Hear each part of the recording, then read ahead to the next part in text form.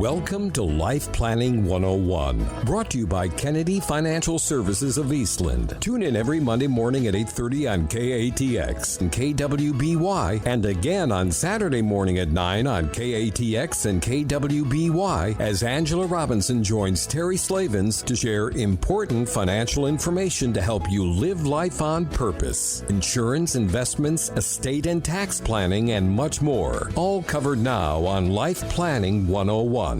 Well, very pleasant and warm Monday morning here in Eastland, Texas. It is Life Planning 101 on KTX and KDY. I'm Terry Slavens, and we have Angela Kennedy Robinson and a special guest on the phone with us. Good morning, Angela. Good Monday morning, and welcome to the summer in Texas, unless you're our guest for the day, which is joining us from Utah. Of course, we won't hold that against him. His wife is from Texas, so we can let him have a little bit of credit. But we have an exciting show today. I know every week is a COVID week. It seems like we've got new information, and this is none other than that. But this week, I wanted to find a really good tax professional to come on the show and talk about what is going on in the tax world in relation to COVID and the CARES Act. And as you know, what we do as a life planning firm is really act like a quarterback from a high level. We try to know enough to be dangerous in every area and truly help people get to the surgeon that they need, so to speak, in the different fields that they need. And I was really excited. This is a gentleman that I interestingly enough, our family has known his wife's family for years and years and years. And we've never worked together. And this year we became introduced to start working together, and immediately we're able to, see a lot of value in what we could bring to the table for one another, and just being so that we both appreciate the team approach. We both appreciate the fact that more minds are powerful than one. And I'm so excited to have him on the show. A gentleman's name is Brian Kofford, and he's from Provo, Utah. He's actually been in the tax arena for about 27 years, so he's very experienced. He has a master's in accounting with a concentration in taxation, so I think the guy knows what he's talking about when it comes to taxation. And even more so, he likes to work with what we call our right fit people that we like to work with. He likes to work with people that are passionate about, life and building success. We call them success issues, and specifically entrepreneurs. He's an entrepreneur himself. And so I think when you are an entrepreneur yourself, and especially as a professional, it brings a whole new level of expertise, because you've been forced to think outside the box your entire life. And so you can bring that twist to your clientele. So I'm really excited. And Brian, I know you've got a lot to share, so I don't want to cut too much into your time, but I know you're, so proactive with your clientele and the business owners that you work with. And we're going to cover a lot on the show, some of which has to do with individuals, some of which has to do with owners. So if you can't listen to the whole show, make sure you go back on. You can find us on basically every podcast out there. Just start with our website if you need to, www.kennedy-financial.com. But you can also tune back in on Saturday.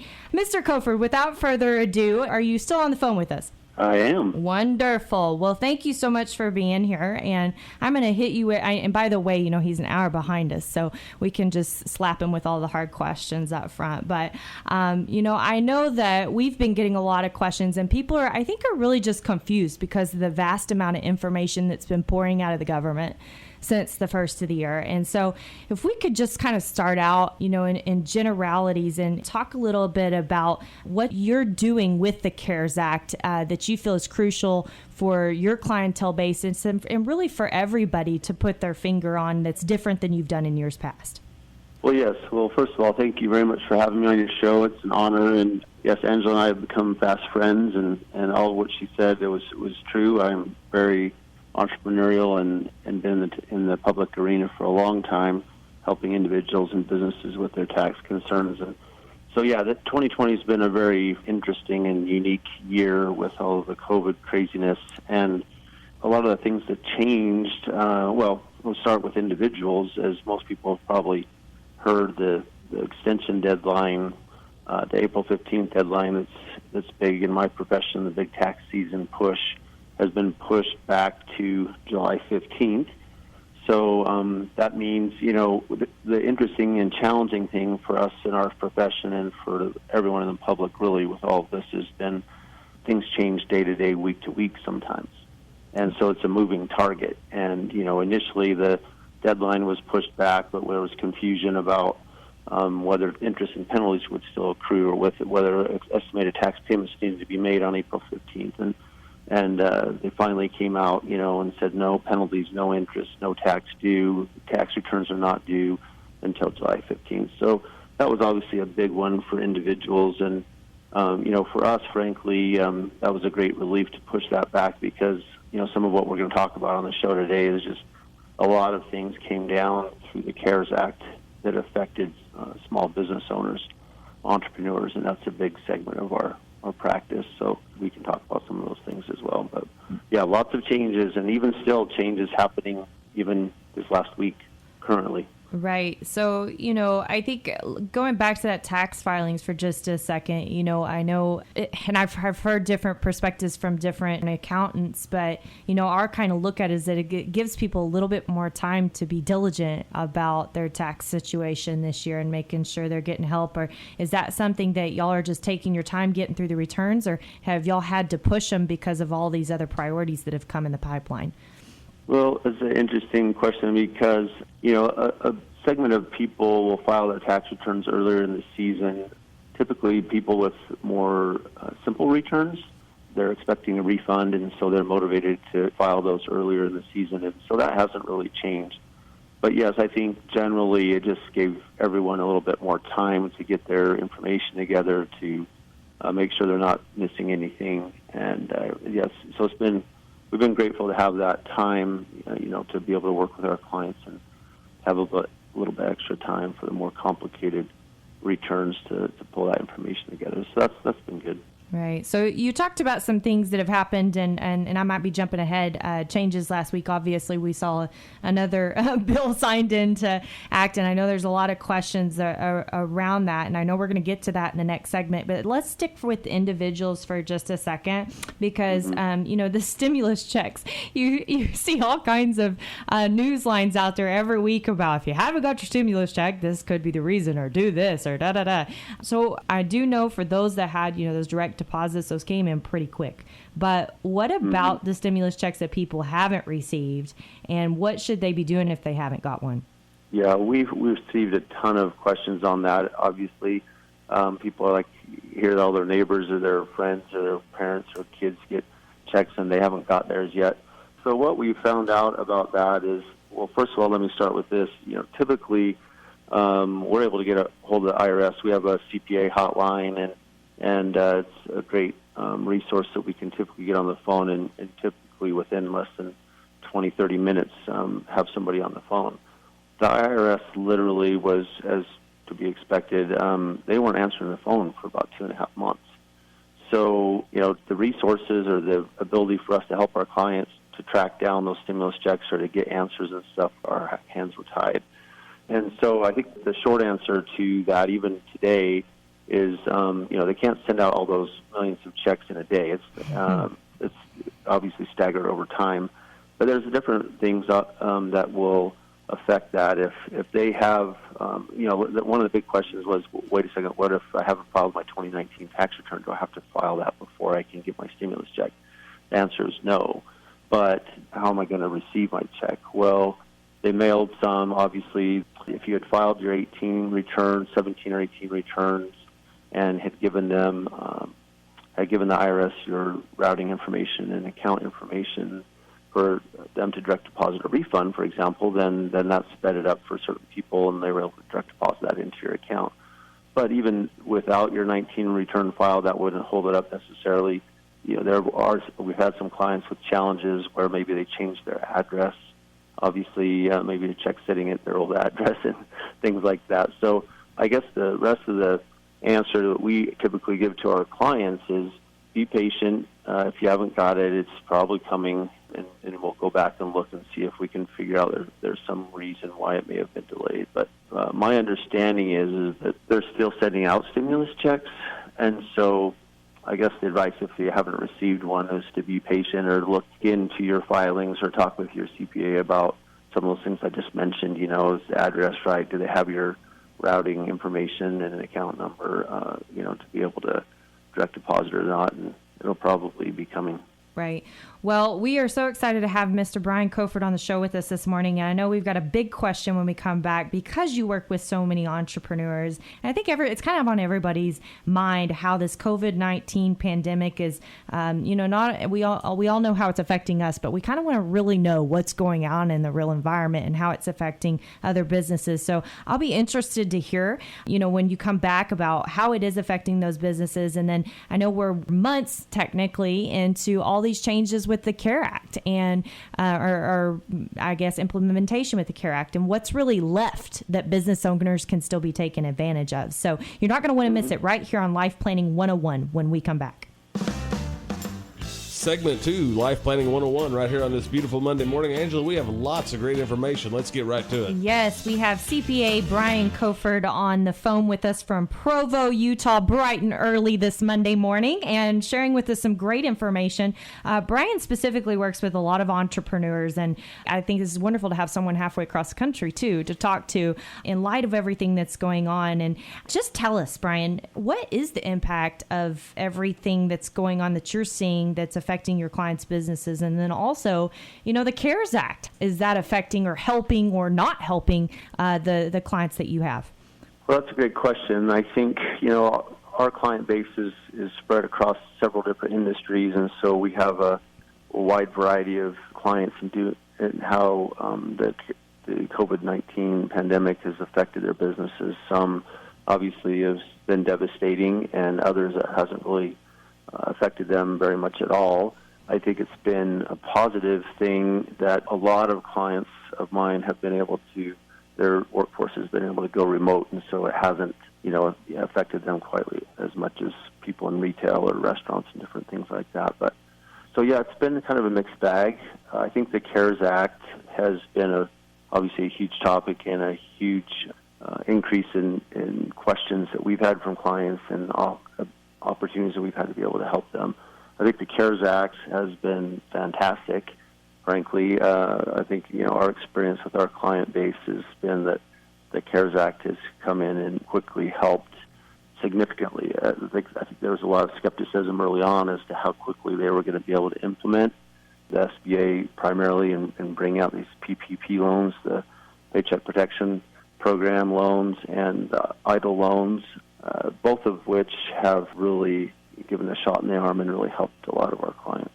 Right. Yeah. And, so speaking about, and for those listeners and for the sake of time, if you don't know about those loans, we definitely have a lot of literature back on our website. We've done previous shows in which we've talked about these SBA loans in great detail, both the EIDL loan and the PPP loan. So you can go and look for that. And I know, of course, Brian would be happy to talk to anybody with his expertise, but for the sake of time, sure. I know we, going through the logistics, if you're, a business owner for the first time hearing about something right now, is there still relief available? Surprisingly, there is.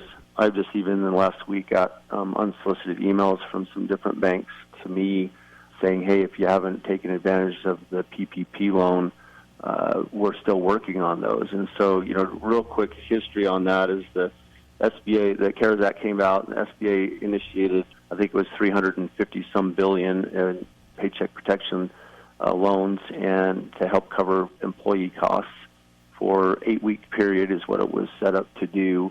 And that money was a firestorm, and that went very quickly. And so then Congress came and passed another law that bumped that up again and put out, I don't even remember now, $200 or $300 more billion into that. And the interesting thing is that there's still some of that second round that's available. And so, yeah, if there's any listeners here that are small business owners of any size that haven't gone down that road, then there is still some PPP loan available on the second round. Right. And so just for those listeners in a quick reminder, because I know there's so much confusion, especially just the newness of all of this, if you can give the kind of the primary benefits of that PPP loan. And then, of course, we had some new legislation this last week that has amended that to the positive. So if you'll kind of talk to that for just a second, because to me, this is probably the biggest relief program in the whole package. Yeah, it is for sure. And so the purpose of the PPP portion was to give employers some relief to help them essentially pay their payroll for 8 weeks or 2 months. And so it was a pretty streamlined process. And so just really quickly, basically what it is, the banks wanted you, and that's the other part that's been really interesting about this is the banks all have their own. They're all trying to define and figure out how they're going to implement this, and still today, the different banks are doing things a little bit differently. They've interpreted things differently, but basically, you have to go and show what your average monthly payroll costs are. Take it times 2.5%, and that was the amount of the PPP loan that you could get through the Small Business Administration through the SBA. But the banks were again administering that, so you have to go to a bank that you ideally have a relationship with and have them process that for you.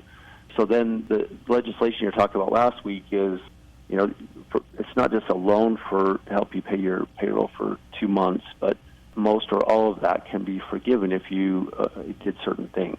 And the original forgiveness guidelines that we received 2-3 months ago on the front end of this was that you would need to be able to show to the bank and subsequently to the SBA that you spent at least 75% of that loan amount on payroll and payroll expenses. And if you did that, it could be forgiven.